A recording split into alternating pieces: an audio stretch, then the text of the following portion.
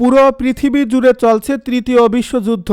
আমাদের হাতে এসেছে এ বিশ্বযুদ্ধের গুরুত্বপূর্ণ সব আপডেট সংবাদের শিরোনাম।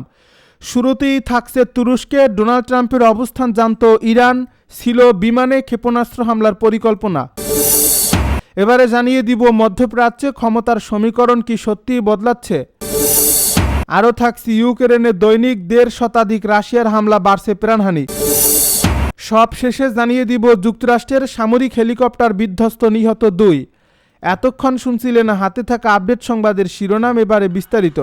তবে তার আগে অনুরোধ রইল ভিডিওটিতে একটি লাইক এবং কমেন্ট করে জানিয়ে দিন ভিডিও সম্পর্কে আপনার মূল্যবান মতামত।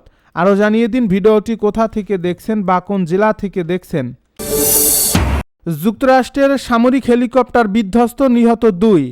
যুক্তরাজ্যের টেক্সাস অঙ্গরাজ্যের মধ্যাঞ্চলে একটি সামরিক হেলিকপ্টার বিধ্বস্ত হয়ে 2 সেনা সদস্য নিহত হয়েছেন। স্থানীয় কর্মকর্তারা এ তথ্য নিশ্চিত করেছেন।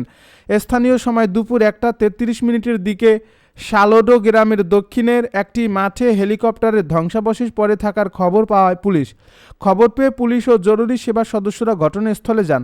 সেখানে 2 জনকে মৃত অবস্থায় পাওয়া যায়। যুক্তরাষ্ট্রের সেনাবাহিনী জানিয়েছে বিধ্বস্ত এই হেলিকপ্টারটি ছিল AH-64 অ্যাপাচি।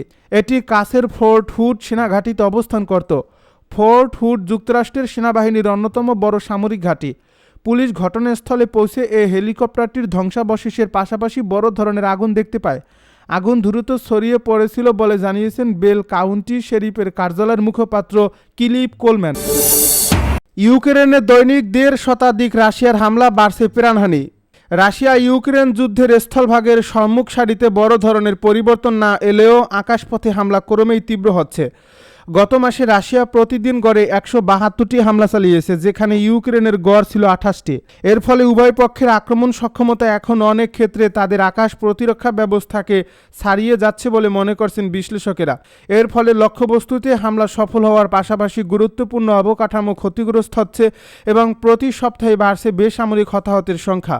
আন্তর্জাতিক সংঘাত পর্যবেক্ষককারী সংস্থা এসিএলইডির পূর্ব ইউরোপ গবেষণা ব্যবস্থাপক ওলহা পেলিসুক বলেন, হামলার ঘটনা ও হতাহতের সংখ্যা দুটোই বেড়েছে। একই সঙ্গে হামলার লক্ষ্যবস্তুর বৈচিত্র্য উল্লেখযোগ্যভাবে বৃদ্ধি পেয়েছে। সংবাদ মাধ্যমে সিএনএন বলছে, গত 1 বছরে রাশিয়ার গভীরে হামলার ক্ষেত্রে ইউক্রেনের ড্রোন প্রযুক্তির সক্ষমতা দ্রুত বেড়েছে। জুনের শেষের দিকে ইউক্রেনের প্রেসিডেন্ট ভলোদিমির জেলেনস্কি রাশিয়ার ভূখণ্ডের গভীরে ড্রোন হামলা বাড়ানোর 40 দিনের অভিযান ঘোষণা করেন। তার শীর্ষ উপদেষ্টার ভাষ্য অনুযায়ী এ অভিযান অব্যাহত থাকবে। এখন রাশিয়ার তেল শোধনাগার, তেলবাহী ট্যাঙ্কার, বিদ্যুৎ উপকেন্দ্র ও জ্বালানি অবকাঠামো নিয়মিত হামলা চালানো হচ্ছে। পাশাপাশি রুশ সামরিক সরবরাহ ব্যবস্থা ব্যাহত করতে অধিকৃত পূর্বাঞ্চলীয় বিমান হামলা বাড়িয়েছে কিয়েভ। রাশিয়ার বৃহত্তম অনলাইন খুচরা বিক্রেতা ওয়াইল্ডবেরিজের গুদামেও হামলা হয়েছে। ইউক্রেনীয় সরকার এসব স্থাপনাকে বৈধ সামরিক লক্ষ্যবস্তু হিসেবে দাবি করছে। অন্যদিকে ইউক্রেনের রেজাটকা ইলেকট্রনিক্সের গুদামেও রাশিয়া হামলা চালিয়েছে।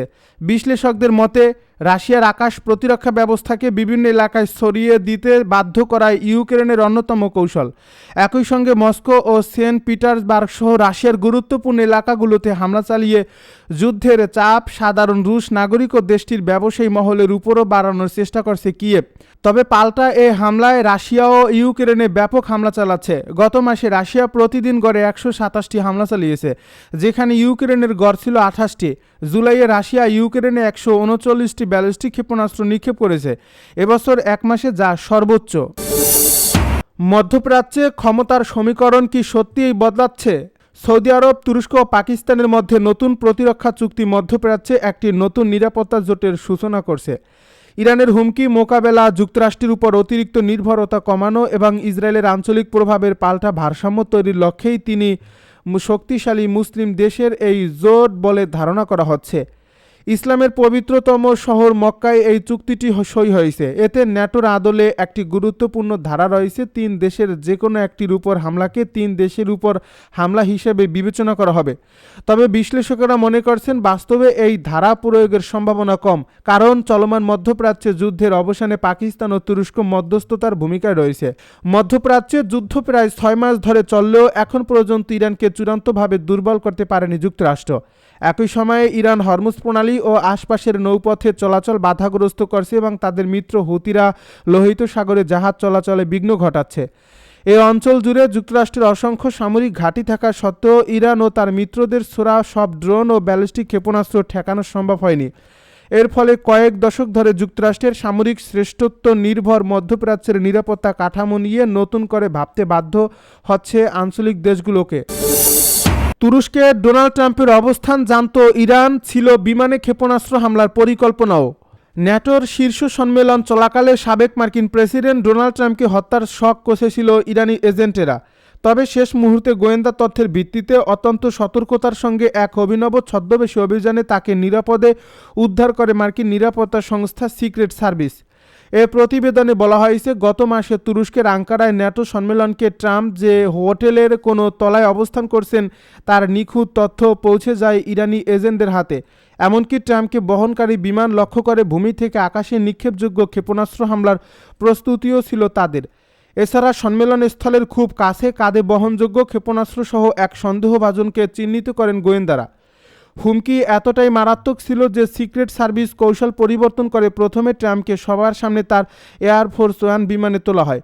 এরপর গোপনে একটি ক্যাটারিং কন্টেইনারে লুকিয়ে বিমানবন্দর থেকে বের করে অন্য একটি সামরিক বিমানে চড়িয়ে তাকে দ্রুত তুরস্ক থেকে নিরাপদে সরিয়ে নেওয়া হয়। মূল এয়ারফোর্স ওয়ান বিমানটি যথারীতি যুক্তরাজ্যের উদ্দেশ্যে উড্ডয়ন করে। তবে মূল বিমানে থাকা শীর্ষ কর্মকর্তাদের এই গোপন উদ্ধার পরিকল্পনা সম্পর্কে কিছু জানানো হয়নি।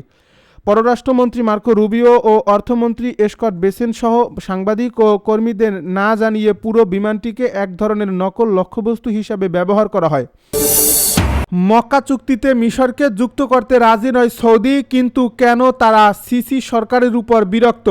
তুরস্ক ও পাকিস্তানের সঙ্গে গত সপ্তাহে স্বাক্ষরিত প্রতিরক্ষা চুক্তিতে মিশরকে অন্তর্ভুক্ত করার বিরোধিতা করেছিল সৌদি আরব।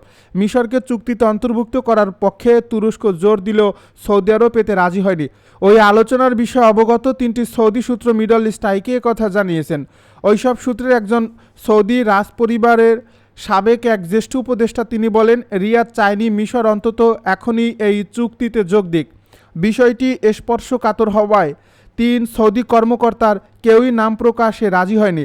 তারা প্রত্যেকে বলেছেন, মিশরের প্রেসিডেন্ট আবদেল ফাত্তাহ আল সিসির সরকারের প্রতি অসন্তোষ থেকেই সৌদি আরব এমন অবস্থান নিয়েছে। রিয়াদের ধারণা, একসময় মিশরের যে কৌশলগত ও সামরিক গুরুত্ব ছিল তা এখন আর নেই। মুসলিমদের পবিত্র নগরী মক্কায় গত শুক্রবার সৌদি আরব, তুরস্ক ও পাকিস্তানের মধ্যে মক্কা যৌথ প্রতিরক্ষা চুক্তি স্বাক্ষর হয়। এই চুক্তি অনুযায়ী যে কোনো একটি দেশের উপর সশস্ত্র হামলাকে তিন দেশের সবার উপর হামলা হিসাবে বিবেচনা করা হবে। সৌদি কর্মকর্তারা একে যৌথ প্রতিরক্ষা সক্ষমতা জোরদারের একটি ব্যবস্থা হিসাবে উল্লেখ করেছেন।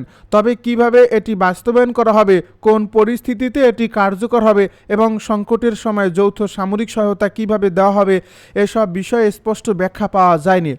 সূত্রগুলোর মতে, মিশরকে এ চুক্তিতে অন্তর্ভুক্ত করার বিরোধিতার পেছনে রিয়াদ ও কায়রোর মধ্যে দীর্ঘদিন ধরে চলা উত্তেজনা ও ভূমিকা রেখেছে। কর্মকর্তারা বলেন, মিশরে 2013 সালের গণ অভ্যুত্থানের মাধ্যমে সিসি ক্ষমতায় আসার পর তার সরকারের সবচেয়ে বড় আর্থিক স্বার্থক ছিল সৌদি আরব। তবে গুরুত্বপূর্ণ নিরাপত্তা ইস্যুতে মিশরের কাছ থেকে পাল্টা সমর্থন না পাওয়ায় সৌদি আরব ধীরে ধীরে হতাশা হয়ে পড়ছে। সৌদি সূত্রগুলো বলছে, সংযুক্ত আরব আমিরাতের প্রতি কায়রোর নির্ভরশীলতা নিয়েও রিয়াদের উদ্বেগ বাড়ছে। বিশেষ করে দক্ষিণ ইয়েমেনের বিচ্ছিন্নতাবাদী গোষ্ঠীগুলোকে আবুধাবির সমর্থন দেওয়া নিয়ে সৌদি আরব ও সংযুক্ত আরব আমিরাতের মধ্যে বিরোধের পর এই উদ্বেগ আরও বেড়েছে।